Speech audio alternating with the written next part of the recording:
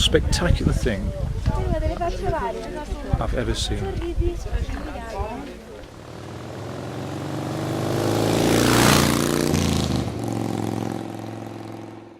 So the next stop was Sin City, across the blisteringly hot Mojave Desert.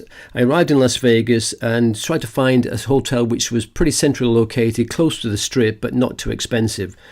After riding around in 100 degrees plus heat, trying to find the cheapest, best quality hotel, I finally settled on the Sahara.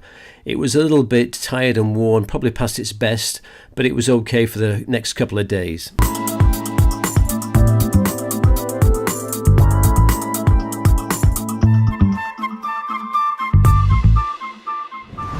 I've just arrived in Las Vegas and it's cooking here. It must be about 105 degrees and mad dogs and Englishmen are strolling out in the, well, 3:05 sun. That's my hotel up there, the Sahara Vegas, and that's what I should be on, the monorail that takes you downtown to all the other casinos, but I can't afford it at the moment. In the casino now of my hotel, and look, you can even play at the bar. You don't have to get up and move from the bar, see? You get your drinks and you don't even have to make a move.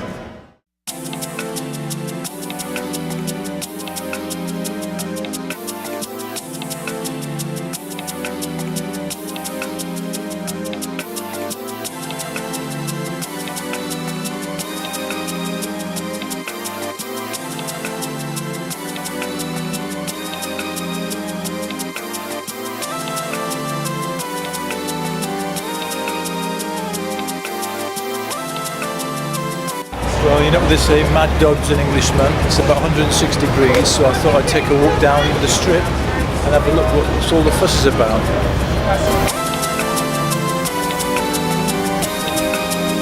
They've even built the Eiffel Tower.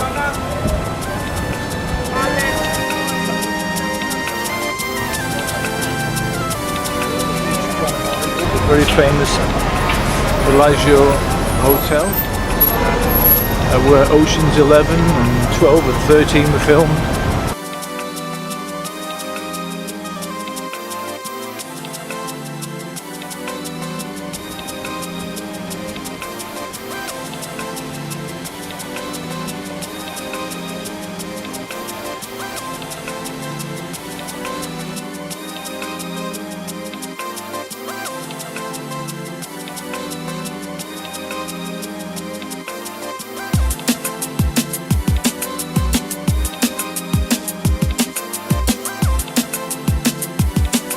But I got some tickets for comedy tonight. Meanwhile, back at the Sahara Vegas hotel, it's now dinner time. I did my best with the all-you-can-eat spaghetti and meatballs for $9.95, but I couldn't finish them all.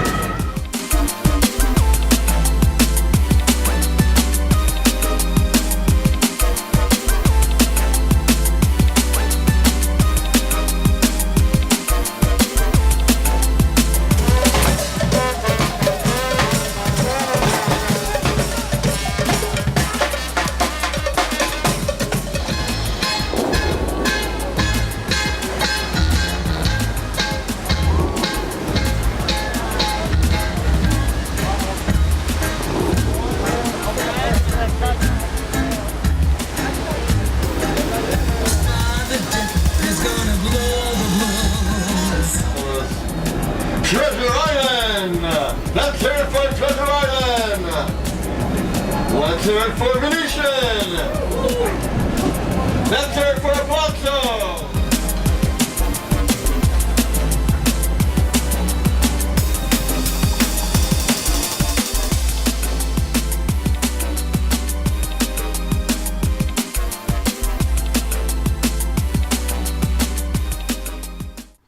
After the excesses of Sin City, I wanted to sample the nostalgia of Seligman and the famous Route 66.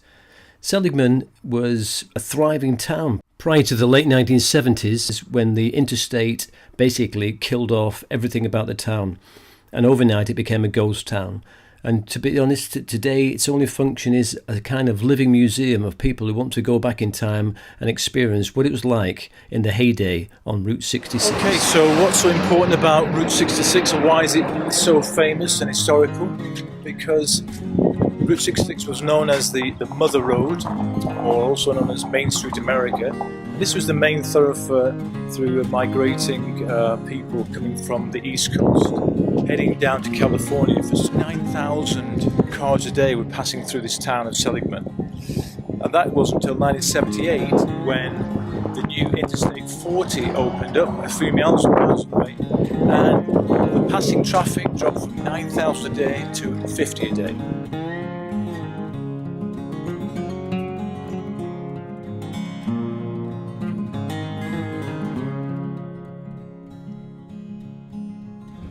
Dead chicken they serve here, which is great, you know, because I normally prefer them live, but I always try something for the first time.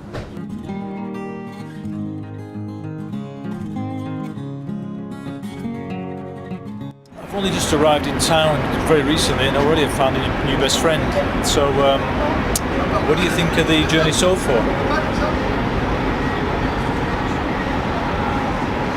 She's not very talkative at this time of day. She will loosen up after a few drinks, I think.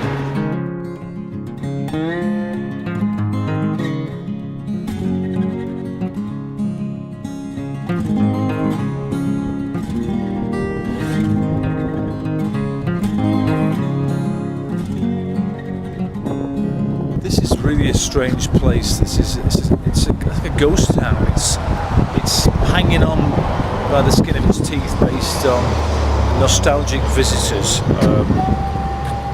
want to come and check out what Route 66 was all about. But it's, you know, there's 400 people who apparently live in this place, but there's hardly anybody around, and it's a very strange, eerie feeling.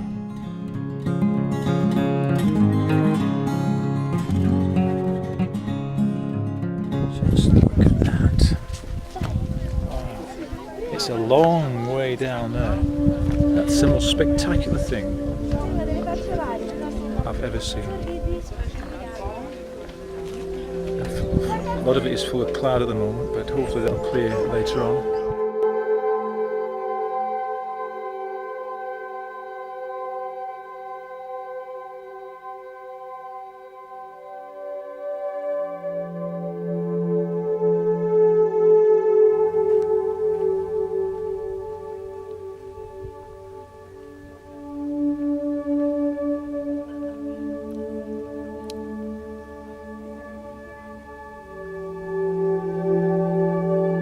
After the awesome Grand Canyon, I headed 2 hours south to the beautiful town of Sedona for some spiritual enlightenment.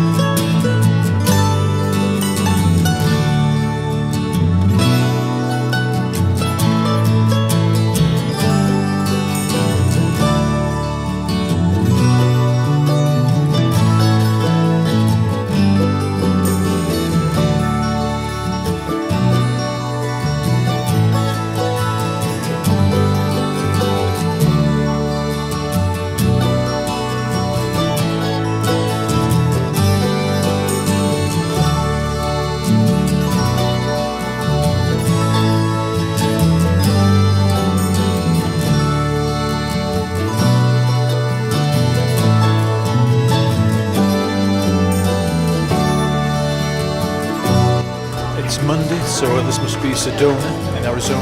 Left Grand Canyon this morning. The weather is back to normal. It's mad hot. But as far as the backdrop, you'd be hard pushed to find a better one than this. Look at those beautiful mountains in the background.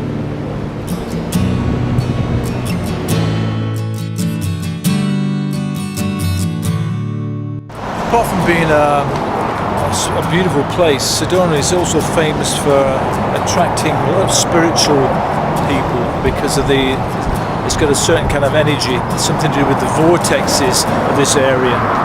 And it's every other shop, every other business is related to spiritual matters, healing and places to read auras. Anybody who's anybody in the spiritual world that lives in Sedona has come to Sedona at some stage. Okay, I'm here with Jules now in Sedona, and where I'm going to have a crash course and learn about why Sedona is so special with the vortexes and ley lines, etc. Why everybody like Jules is working in Sedona, doing the spiritual, mystical stuff.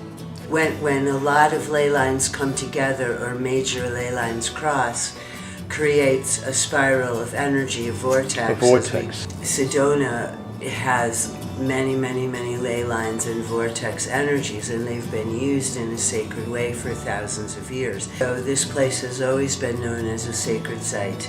So, there you have it, from a Sedonan expert, my new best friend Jules. Fascinating insight into what makes Sedona such a special place. And some people think it's a lot of rubbish, and others totally believe in it. I think it's a special place. It's a fantastic place. This is the place where physics meets metaphysics. Not a bad place to be, I think.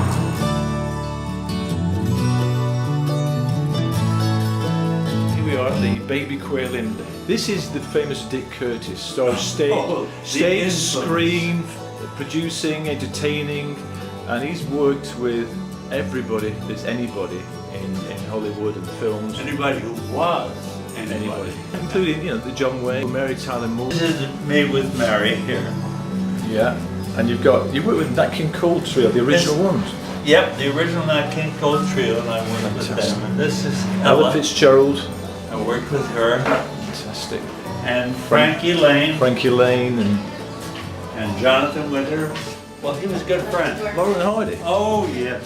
Very good. With the backdrop of the beautiful red mountains, red rock, I'm going to experience the old mystical bar and grill restaurant down there and see if I can get some spiritual enlightenment. So I bypassed the mystical bazaar and found myself some mystical bar and grill, and here I am with the backdrop of the beautiful Sedona countryside, accompanied by the cicadas, somewhere up there, and my friend playing some guitar for me as I sip my spiritual enlightened pale ale and focus on learning Spanish for the journey. And this is the church in Sedona, and I've never seen a church with a view like this. Wow, this is the best located church I've ever seen.